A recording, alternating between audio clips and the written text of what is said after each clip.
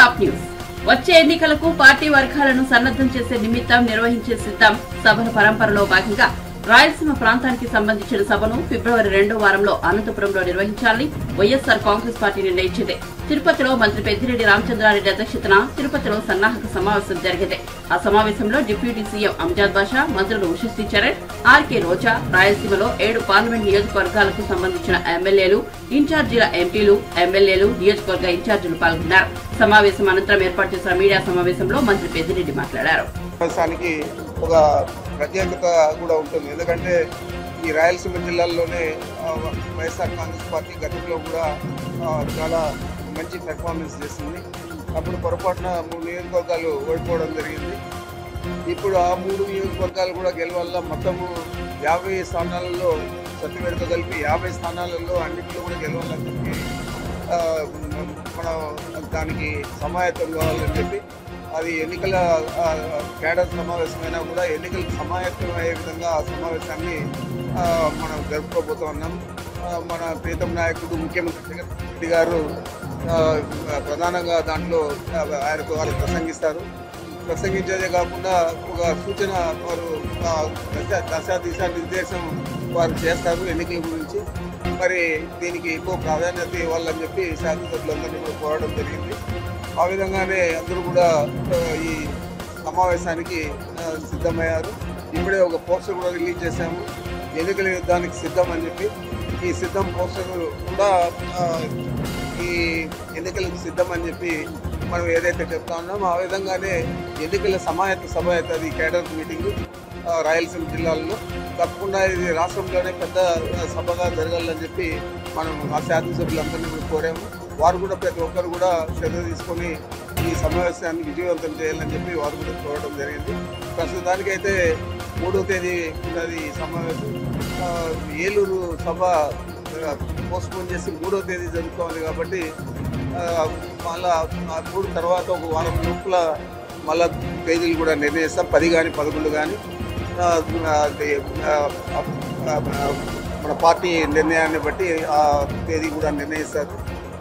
ఆ తేదీలో మనం ఈ సభ విజయవంతం చేసే విధంగా చర్యలు తీసుకోవాలని చెప్పి ఈరోజు ఈ సమావేశాన్ని ఏర్పాటు చేస్తాం.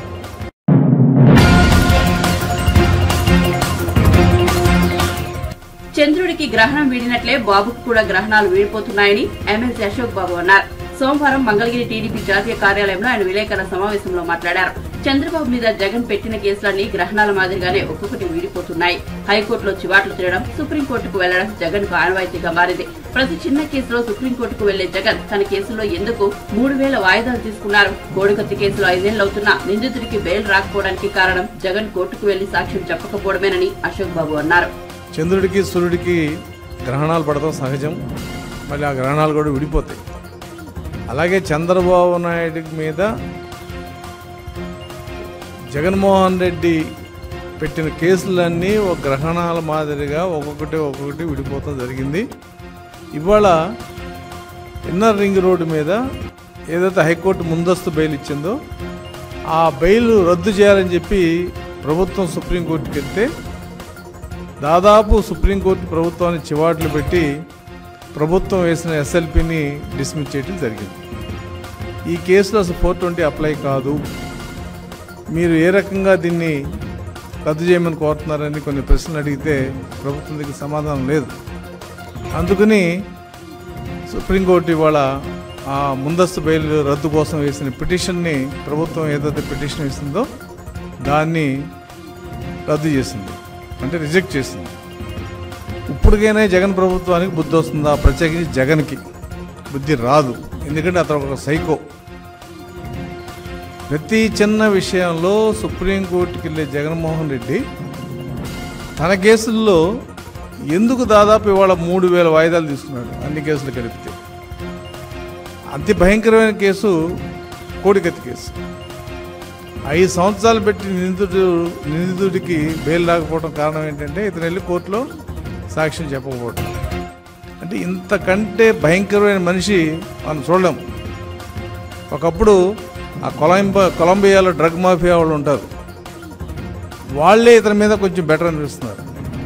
ఎందుకంటే వాళ్ళు ఒక స్టేజ్లో హాస్టల్ అయ్యి వాళ్ళు చేసిన పాపాలని కూడా చెప్పేవాళ్ళు. అంత కర్కోటక డ్రగ్ మాఫియా వాళ్ళు కూడా పోలీసు అరెస్ట్ చేస్తే ఒక 6 నెలలకో సంవత్సరానికో వాళ్ళు నిజ వాస్తవాలు చెప్పి సరెండర్ అయిపోయేవాళ్ళు. కానీ ఇతనికి ఆ పరిస్థితి లేదు.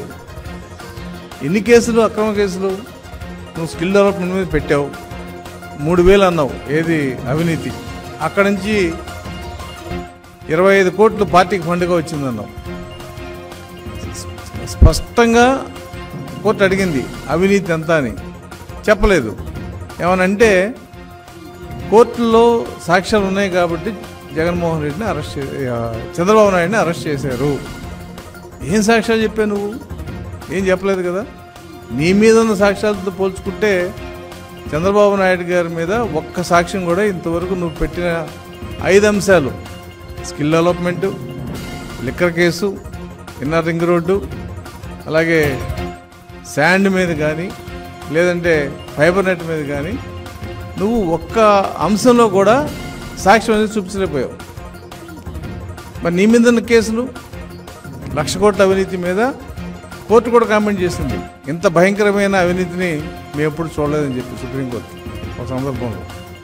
అంత దుర్మార్గం మనిషి నువ్వు ఇవాళ కోర్టు విషయంలో చంద్రబాబు నాయుడు గారి కేసు అంటే 100 కోట్లు ఖర్చు పెట్టి మరి సుప్రీంకోర్టుకు వెళ్ళటం, సుప్రీంకోర్టులో ఓడిపోయినా సిగ్గు లేకుండా మళ్ళీ కొత్త కేసు పెట్టి హైకోర్టు బెయిల్ ఇస్తే మళ్ళీ సుప్రీంకోర్టుకి వెళ్తాం.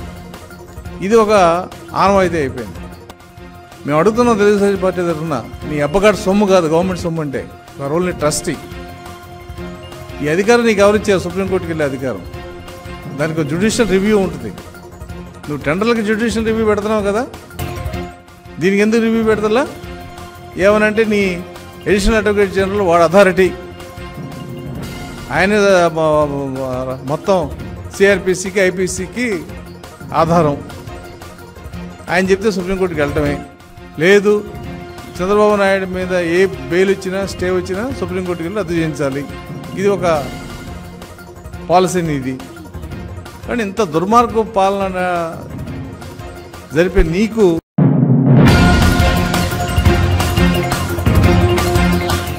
2024లో జరగబోయే ఎన్నికల్లో పల్నాడు జిల్లా చిలుకలూరిపేట వైసీపీ అభ్యర్థిగా మల్లెల రాజేష్ నాయుడు పోటీ చేస్తారని రాజ్యసభ సభ్యులు విజయసాయిరెడ్డి సోమవారం ప్రకటించారు. సోమవారం జరగబోయే సామాజిక సాధికార బస్సు యాత్రలో పాల్గొనేందుకు చిలుకలూరిపేటలోని కొత్త మార్కెట్ యార్డుకు వచ్చిన ఆయన ఈ ప్రకటన చేశారు. ఈ సందర్భంగా ఆయన మాట్లాడుతూ ముఖ్యమంత్రి జగన్మోహన్ రెడ్డి ప్రభుత్వం ఎస్సీ, ఎస్టీ, బీసీ మైనార్టీలకు అత్యంత ప్రాధాన్యత ఇస్తుందని పేర్కొన్నారు. చిలుకలూరిపేట ప్రస్తుతం వైద్య ఆరోగ్య శాఖ మంత్రి విడుదల రజని ప్రతినిధిగా చిలుకలూరిపేట నుంచి రాజేష్ నాయుడు పోటీ చేస్తారని తెలిపారు. చిలుకలూరిపేట నుంచి వైసీపీ తరఫున పోటీ చేస్తున్న మల్లెల రాజేష్ కుల మతాలకు అతీతంగా పాలన సాగిస్తున్న వైసీపీకి ప్రజలందరూ మరోసారి పట్టం కట్టాలని కోరారు.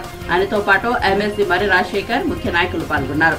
ఈ వివక్షత పోవాలంటే ఆర్థికంగా, రాజకీయంగా, సామాజికంగా మిగతా వర్గాలన్నీ కూడా మిగతా వర్గాలకు సమాంతరంగా అభివృద్ధి చెందాలంటే ఒక్క వైఎస్ఆర్ కాంగ్రెస్ పార్టీ వల్లనే ఇది సాధ్యం అన్నటువంటి విషయాన్ని తెలియజేసుకుంటూ ఈ యొక్క నియోజకవర్గానికి గతంలో రజనీ గారు రిప్రజెంట్ చేశారు.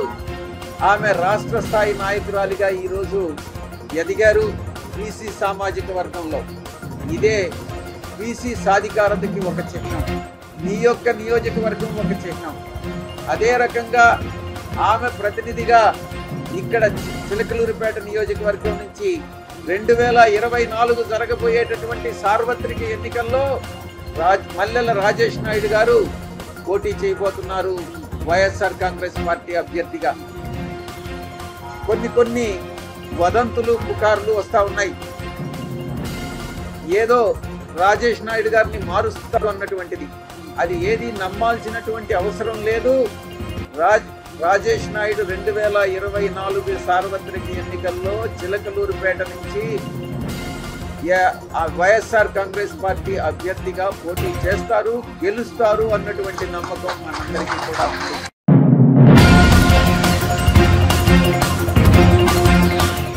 రేవంత్ రెడ్డి పీపుల్స్ సీఎం అని AICC media in-charge Sunitha Paul కొనియాడారు. సోమవారం ఆమె సచివాలయంలో మీడియాతో మాట్లాడుతూ రేవంత్ ప్రజల కోసం ఆలోచిస్తున్నారని, పేదల ప్రజల సంక్షేమం కోసం కష్టపడుతున్నారన్నారు. మాజీ మంత్రి కేటీఆర్ మాత్రం ప్రజలను వాడుకుంటూ డ్రామాలు చేస్తున్నారని ఫైర్ అయ్యారు. కేసీఆర్ కుటుంబం 10 ఏళ్ల పాటు దోచుకుని రాష్ట్రాన్ని సర్వనాశనం చేసిందన్నారు. అన్నిటిపై ఎంక్వైరీలు జరుగుతున్నాయని త్వరలోని ఆధారాలతో వెల్లడిస్తామన్నారు. ఇక తమ ప్రభుత్వం ఏర్పడి కేవలం 50 రోజులు మాత్రమే పూర్తయిందని, అప్పుడే బీఆర్ఎస్ విమర్శలు చేయడం విచిత్రంగా ఉందన్నారు. 100 రోజుల్లో 6 గ్యారెంటీలను సంపూర్ణంగా అమలు చేస్తామన్నారు. కేటీఆర్ దీన్ని గుర్తుపెట్టుకోవాలన్నారు. బీఆర్ఎస్ నాయకులు ప్రజల్లో తిరిగితే 10 సంవత్సరాల్లో ఏం చేశారని ప్రశ్నిస్తున్నారని చెప్పారు. సో మీకు ఎలాంటి నైతికత లేదు. జర నోరు దగ్గర పెట్టుకొని అదుపులో పెట్టుకొని మాట్లాడండి. బేషరతుగా వచ్చి తెలంగాణ సమాజానికి, మీరు మహిళా సమాజానికి ఎస్పెషల్లీ మీరు సారీ చెప్పాలి, క్షమాపణ చెప్పాలి. ఆల్రెడీ వాళ్ళు ఫిక్స్ అయ్యారు. మీరు మెంటల్ హాస్పిటల్కి పోవాల్సిన వాళ్ళు ఇలా జనాలలో తిరగడం అత్యంత ప్రమాదకరమని ప్రజలు కూడా గమనించిండ్రు, క్లియర్గా చెప్పిండ్రు. మీరు ఇట్లనే మాట్లాడి రాబోయే ఎంపీ ఎలక్షన్స్ దృష్టిలో పెట్టుకొని కొత్తగా ఇవాళ ఆటోలో తిరుగుతున్నాడు ఆయన. అది గోప్రో అని కెమెరాస్ ఉంటాయి. అవేంటంటే మోషన్లో కూడా చాలా మంచిగా ఫాస్ట్గా ఎక్కువ పిక్సెల్స్తోని క్లారిటీతో చేసే విజువల్ అవి ఉంటాయి. వాటిని పెట్టుకొని మీ కార్మిక సంఘ విభాగం మీ ఆటోలో స్టిక్కర్లు కూడా ఉంటాయి, వీడియోలు అన్నీ చూసినాం. అవి పెట్టుకొని ఎంతో ఏతులు అన్నట్టుగా ఇప్పుడే జనాలకి ఇప్పుడే కొత్తగా వచ్చినట్టుగా ఆటోలో ఆయన ప్రయాణం చేస్తుంటే వెనకాల మంది వాగదులందరూ 100 మంది ఉరుకుడు, ఇవన్నీ స్టంట్స్ ప్రగతి భవన్ కట. మరి ఎందుకో 10 ఏళ్ళలో ఎన్నడూ కాలినడకల్లో సైకిల్ ఎక్కువ, బస్సు ఎక్కువ, ఆటో ఎక్కువ, రైలు ఎక్కువ ఎన్నడూ పోలేదందుకు.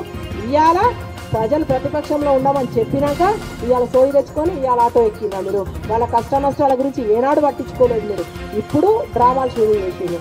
సో అందుకనే ఇట్లాంటివన్నీ మానండి. మీరన్నీ కూడా ఊకదంపుడు ఉపన్యాసాలు ఇచ్చి మాట్లాడితే పెత్తనం సంపాదించుకుంటాం వాళ్ళ మీద, తర్వాత ఎక్కువ మాట్లాడి అధికంగా ప్రసంగిస్తే జనాలు మమ్మల్ని ఆదరిస్తారు. పని చేయాలి. ఆ ఉల్టా సీదా మాట్లాడడం వల్లనే మీకు కర్రు కాల్చి వాత పెట్టి ఇంట్లో కూర్చోమని జనాలు చెప్పిండ్రు. మీరు చేయాల్సిందల్లా మళ్ళా చెప్తా ఉన్నాము, ఏమన్నా ఇవ్వదలుచుకుంటే సలహాలు సూచనలు బెటర్ గవర్నెన్స్ కోసం ఇంకా ఎలా చేయొచ్చు ప్రజలకు మంచి అని చెప్పండి. ప్రజలతో కలిసి పోరాటాలు చేయండి. ఇట్లాంటివన్నీ ప్రభుత్వ పథకాలు అందరికీ అందేటట్టు మీరు కూడా ఉండి చూడండి.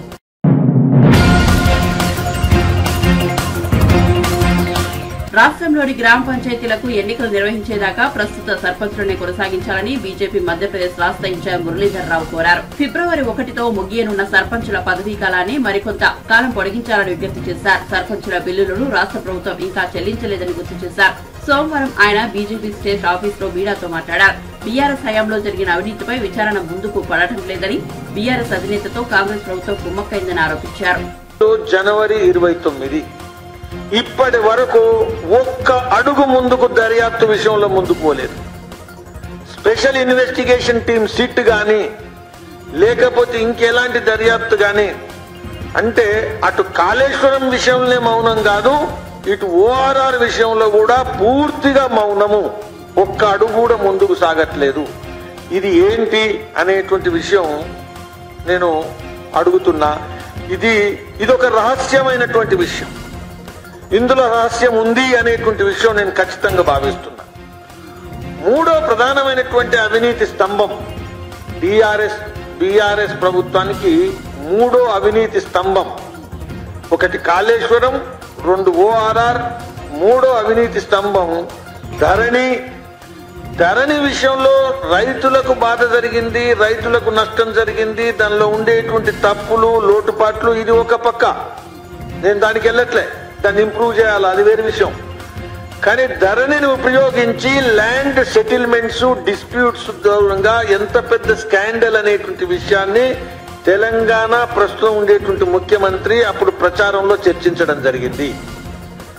ధరణి స్కామ్, ధరణి స్కాండల్, బీఆర్ఎస్ కు మరో పేరు ధరణి స్కాండల్. ఇటువంటి దీనిలో కుటుంబం మొత్తం ఉంది.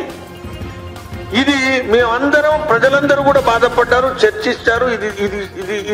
ఇది దాచేస్తే దాగని సత్యం, ఇది ఆగదు, ఇది ఆపదాం అనుకున్నా ఆగదు, నేను హెచ్చరిస్తున్నా.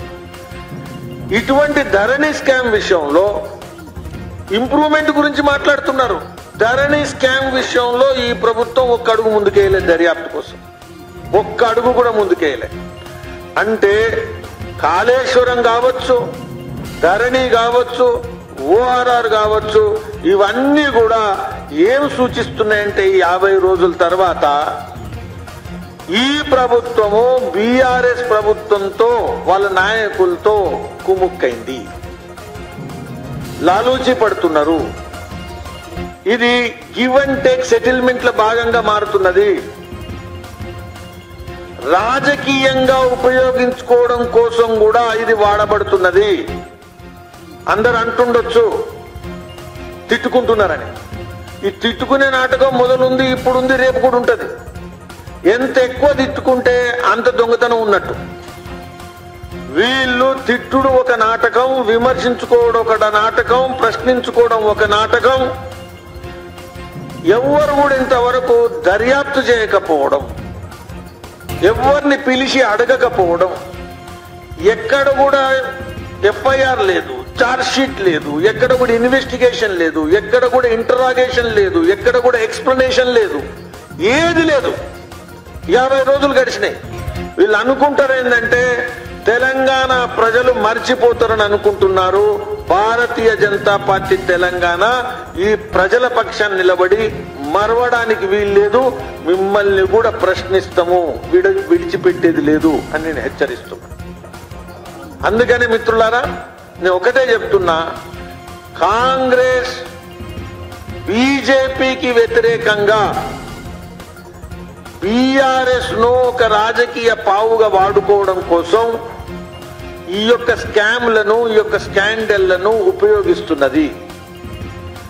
మనీ సెటిల్మెంట్ కోసం ఉపయోగిస్తున్నది, పొలిటికల్ సెటిల్మెంట్ కోసం ఉపయోగిస్తున్నది. బీఆర్ఎస్ ను నిలబెట్టి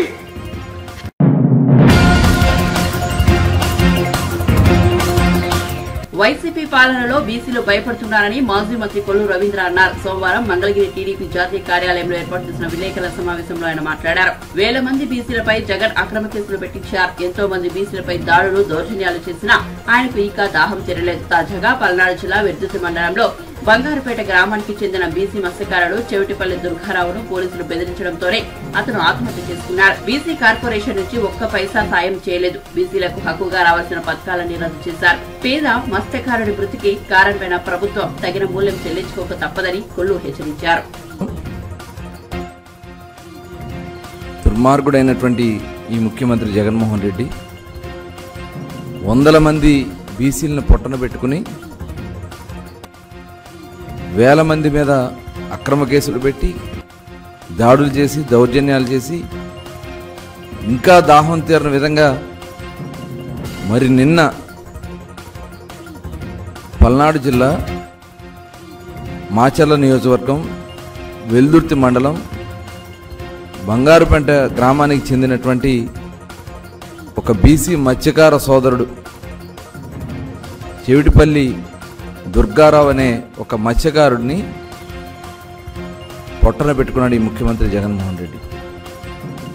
నిజంగా ఇది చాలా దారుణం, దుర్మార్గం. మరి ఈ ముఖ్యమంత్రి వాళ్ళ పోలీసులు చేసినటువంటి బెదిరింపులకు భయపడి మరి ఒక పేద మత్స్యకారుడు చనిపోయాడంటే మరి అతని మీద ఒక అక్రమ కేసు పెట్టి తెలంగాణ రాష్ట్రం నుంచి మద్యం తీసుకొస్తున్నాడని చెప్పి ఒక అక్రమ కేసు పెట్టి నువ్వు వైసీపీలో చేరవా అని చెప్పి బెదిరించి వైసీపీలో చేరలేదనే ఉద్దేశంతో ఒక అక్రమ కేసు పెట్టి, లేదంటే ఓ 2 లక్షల రూపాయలు డబ్బులు ఇమ్మంటే భయపడి ఇన్స్పెక్టర్ బెయిల్ తెచ్చుకుంటే నువ్వు స్టేషన్కి రా, నిన్ను ఎన్కౌంటర్ చేస్తా అని చెప్పి బెదిరిస్తే పోలీస్ స్టేషన్కి సంతకం పెట్టడానికి వెళ్లాల్సినటువంటి వ్యక్తి భయపడి తను వేట చేస్తున్నటువంటి బోట్లో ఎక్కి వలలకున్నటువంటి తాడు మెడకు చుట్టుకుని మరి నదిలో దూకాడంటే ఎంత దుర్మార్గం. నిజంగా ఇది చాలా బాధాకరం. ఇలాంటి దౌర్జన్యాలు, అకృత్యాలు, పోలీసులను అడ్డం పెట్టుకుని మరి అక్కడ ఆడుతున్నటువంటి మరి విధానాన్ని చూస్తూ ఉంటే నిజంగా ఈ రాష్ట్రంలో బలహీన వర్గాలకి బ్రతికే హక్కు ఉందా అని చెప్పి భయమేస్తా ఉంది. చూసాం, అనేక సంఘటనలు చూసాం. మరి ఆ రోజున మరి తోట చంద్రయ్య, ఇదే పల్నాడు జిల్లాకు సంబంధించినటువంటి తోట చంద్రయ్య తెలుగుదేశం పార్టీలో ఆ రోజున బ్రహ్మానందరెడ్డి గారితో తోడుగా ఉన్నాడని చెప్పి నడి రోడ్డు మీద కోడిని కోసినట్టు కత్తితో పేక కోసి చంపేశారు. జై జగన్ అని అంటే జై చంద్రబాబు అన్నందుకు. అదేవిధంగా ఒక జల్లయ్య యాదవ్, అదేవిధంగా ఒక నందం సుబ్బయ్య, ఒక చేనేత వర్గానికి చెందినటువంటి నందం సుబ్బయ్య ఏం చేశారు ఈ బీసీలు మీకు?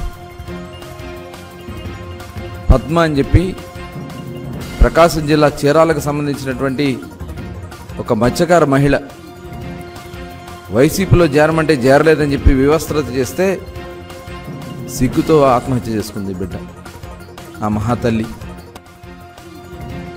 ఏంటి అకృత్యాలు, ఇంత దుర్మార్గాలు?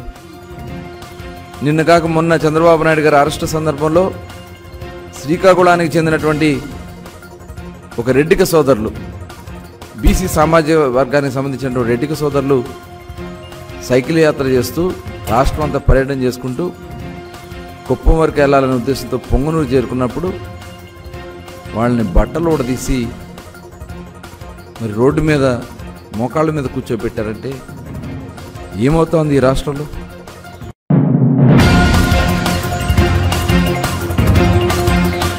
రాష్ట్రాన్ని అడ్డగోలుగా విభజించిన కాంగ్రెస్ పార్టీలో చేరి రాష్ట్ర అధ్యక్షురాలు అయిన వైఎస్ షర్మిల వేషం కాంగ్రెస్ పార్టీదే అయినా స్క్రిప్ట్ మొత్తం చంద్రబాబుదేనని స్పష్టమవుతోందని రాష్ట్ర మంత్రి ఆర్కే రోజా అన్నారు. తిరుపతిలో జరిగిన రాయలసీమలో నిర్వహింప తలపెట్టిన సిద్ధం సభ సన్నాహక సమావేశంలో పాల్గొనడానికి వచ్చిన ఆమె మీడియాతో మాట్లాడుతూ వైఎస్ఆర్ కుమార్తె అయిన షర్మిల తెలంగాణలో పార్టీ పెట్టి యాత్రలు చేస్తున్నప్పుడు కొంత జాలి ఉండేదని, ఆ పార్టీని తెలుగు రాష్ట్రాన్ని విభజించిన వైఎస్ఆర్ కుటుంబాన్ని ఇబ్బందులు పాలు చేసిన కాంగ్రెస్ పార్టీలో విలీనం చేసి ఆ పార్టీ నాయకురాలిగా వచ్చి మాట్లాడుతున్న మాటలకు అర్థం లేకుండా పోయిందన్నారు. ఆ విధంగా ఆమె నాలుగో కృష్ణుడు వంటి వారన్నారు. ఆమె వేషం మాత్రం కాంగ్రెస్ పార్టీదని, మాట్లాడే మాటలని చంద్రబాబు ఇచ్చిన స్క్రిప్ట్ లో ఉన్నవేనని అన్నారు. ఆవిడ వేసుకున్న వేషం కాంగ్రెస్ ది, మాట్లాడే స్క్రిప్ట్ చంద్రబాబు నాయుడుది. మళ్ళీ చంద్రబాబు నాయుడుతో మమ్మల్ని కలిపినట్టు మాట్లాడుతుంది.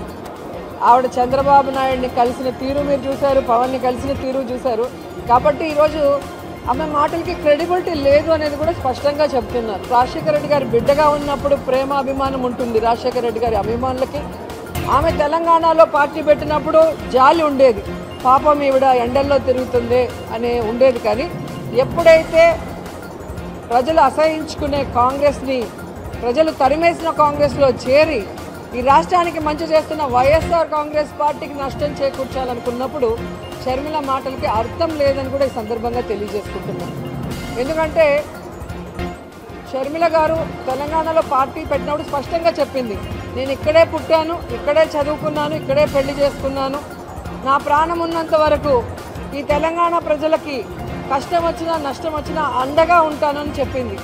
మరి అలాంటి బిడ్డ ఈరోజు ఆ పార్టీని కాంగ్రెస్లో విలీనం చేసి తెలంగాణని గాలికి వదిలేసి ఆంధ్రప్రదేశ్లో వచ్చి మళ్ళీ కొత్త అవతారం ఎత్తితే ఏ విధంగా గౌరవం ఉంటుంది, మాటకి క్రెడిబిలిటీ ఉంటుంది?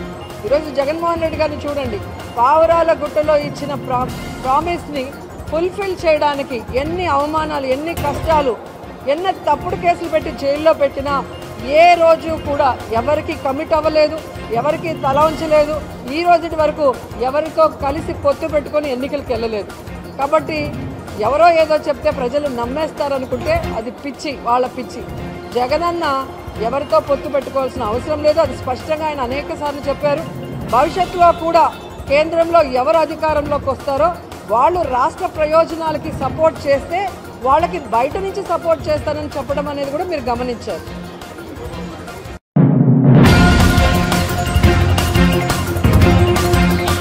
భారత భవిష్యత్తును తీర్చిదిద్దేది విద్యార్థులని ప్రధాని మోదీ అన్నారు. మన విద్యార్థులే మన భవిష్యత్తును నిర్దేశిస్తారన్నారు.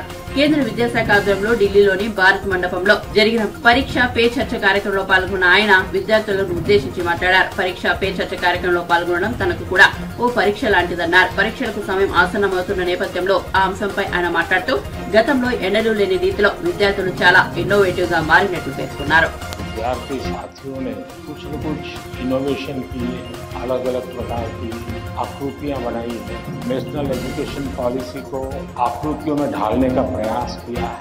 जल, थल, नभ और स्पेस और एआई, इन सभी क्षेत्रों में देश की भावी पीढ़ी क्या सोचती है, उसके पास कैसे कैसे सॉल्यूशंस हैं, ये सारी चीजें मुझे देखने का अवसर मिला। बहुत बहुत बधाई देता हूँ। आपको पता है आप किस स्थान पर आए हैं? आप उस स्थान पर आए हैं जहां भारत मंडपम के प्रारंभ में दुनिया के सभी बड़े बड़े दिग्गज नेता 2 दिन बैठकर के यहाँ पर विश्व के भविष्य की चर्चा की थी। आज आप उस जगह पे हैं और आप भारत के भविष्य की चर्चा आज अपनी परीक्षा की चिंताओं के साथ साथ करने वाले। और एक प्रकार से परीक्षा पे चर्चा ये कार्यक्रम मेरी भी परीक्षा होता है। एग्जाम देने जा रहा है तो उत्साह उमंग के साथ चला जाए, बस जो उसकी रोजमर्रा की आदत है वैसा ही रहे। फिर जो सिंसियर स्टूडेंट है उनका प्रॉब्लम क्या होता है? दरवाजे तक किताब छोड़ते नहीं, दरवाजे तक। आपका जो एग्जामिनेशन हॉल है, हो सकता है वो सुबह से आपके लिए खोल के नहीं रखेंगे, लेकिन 10-15 मिनट पहले तो अलाउ कर ही देते।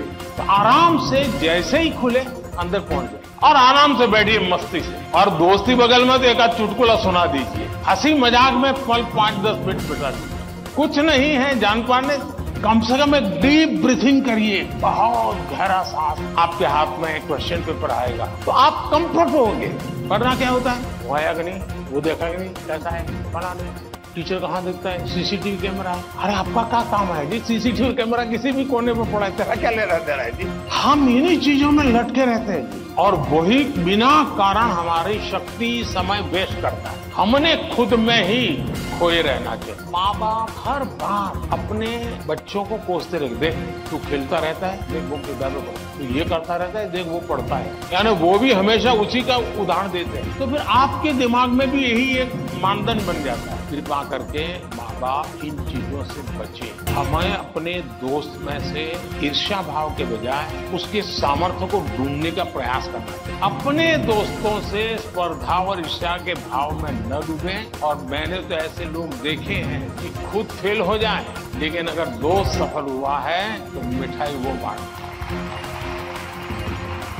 जहां कोई प्रकार का इस प्रकार का देना देना नहीं है, निर्व्याज प्यार होता है, वही तो दोस्ती होती है। और ये जो दोस्ती होती है ना, स्कूले छोड़िए, जिंदगी भर आपके साथ है। और इसलिए कृपा करके मेरी आज की पीढ़ी के साथियों से बहुत मेरा आग्रह है कि कृपा करके आपकी एग्जाम में एक बड़ी चैलेंज होती है लिखना। कितना याद रहा, सही रहा, गलत रहा, सही लिखते हैं, गलत लिखते हैं, वो तो बात का विषय। आप अपना ध्यान प्रैक्टिस में इस पर कीजिए और लिखना जितना होगा शार्पनेस ज्यादा आएगी, आपके विचारों में भी शार्पनेस आएगी। और अपनी लिखी हुई चीज को 3 बार 4 बार पढ़ के खुद करेक्ट कीजिए। जितना ज्यादा खुद करेक्ट करोगे आपकी उस पर ग्रिप बहुत ज्यादा आएगी। जैसे मोबाइल फोन में चार्जिंग ये मोबाइल की रिक्वायरमेंट है, वैसे हमारा शरीर का भी चार्जिंग ये शरीर की रिक्वायरमेंट है। मैंने कुछ बच्चे अच्छे देखे हैं, वो छत पे चले जाते हैं, किताब लेके चलते हैं और पढ़ते रहते हैं, दोनों काम कर लेते, कुछ गलत नहीं है। वो पढ़ता भी है और अपना धूप के अंदर चल भी लेता है, एक्सरसाइज भी हो जाती है। कोई न कोई ऐसा रास्ता निकालना चाहिए जिसमें आपकी physical activity 5 minute 10 minute dedicated physical activity करनी ही चाहिए। ज्यादा कर सकते तो अच्छी बात है। अगर इन चीजों को सहज रूप से आप लाएंगे, एग्जाम के तनाव के बीच सब कुछ इधर करेंगे वो नहीं करेंगे तो नहीं चलेगा। संतुलित करिए, आपको बहुत धन्यवाद।